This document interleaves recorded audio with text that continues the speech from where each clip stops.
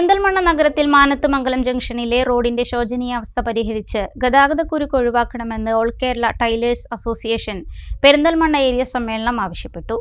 തയ്യൽ തൊഴിലാളികളുടെ ആവശ്യങ്ങൾ അംഗീകരിക്കണമെന്നും സമ്മേളനം ആവശ്യപ്പെട്ടു. ജില്ലാ സെക്രട്ടറി പി.ഡി. സണ്ണി സമ്മേളനം ഉദ്ഘാടനം ചെയ്തു.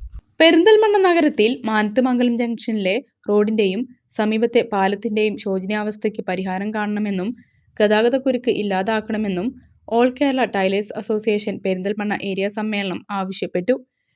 തയ്യൽ തൊഴിലാളി ക്ഷേമനിധി ആനുകൂല്യങ്ങൾ കാലോചിതമായി പരിഷ്കരിച്ച് നടപ്പാക്കുക, തയ്യൽ തൊഴിലാളി പെൻഷൻ 5000 രൂപയാക്കി വർദ്ധിപ്പിക്കുക, പ്രസവാനുകൂല്യത്തിന്റെ 2ാം ഗഡു നൽകുന്നതിനുള്ള കാലതാമസം ഒഴിവാക്കുക തുടങ്ങിയ ആവശ്യങ്ങളും അംഗീകരിക്കണമെന്ന് സമ്മേളനം ആവശ്യപ്പെട്ടു.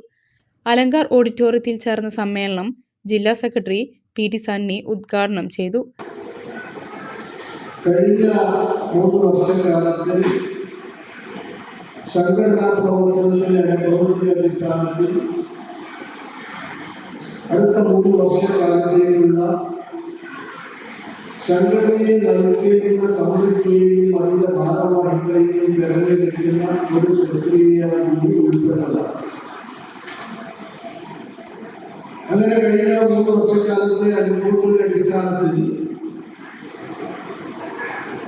ഈ ഏരിയക്കകത്ത് തെരഞ്ഞെടുക്കപ്പെട്ടുള്ള കമ്മിറ്റിയും അതിന് നേതൃത്വം കൊടുക്കുന്ന ഭാരവാഹികളും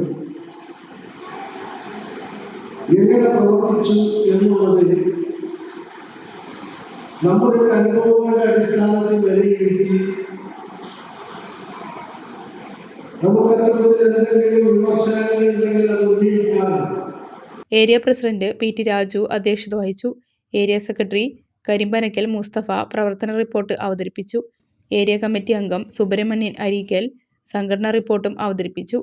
ആർ.പി. Nimisha, N. Shoukath Usman, Sadiq Cheriyil, Dalia Rasheeda, Sindhu Adoor, E P. Indu, K E. Jameelamma, M N. Suresh, Muhammad Ali Arangodan, Jafar Pathath, Thasneer Inroos, M K. Raji, Jasmine variety തുടങ്ങിയവർ സംസാരിച്ചു. മികച്ച പ്രവർത്തകരെ ചടങ്ങിൽ ഉപഹാരങ്ങൾ നൽകി അനുമോദിച്ചു.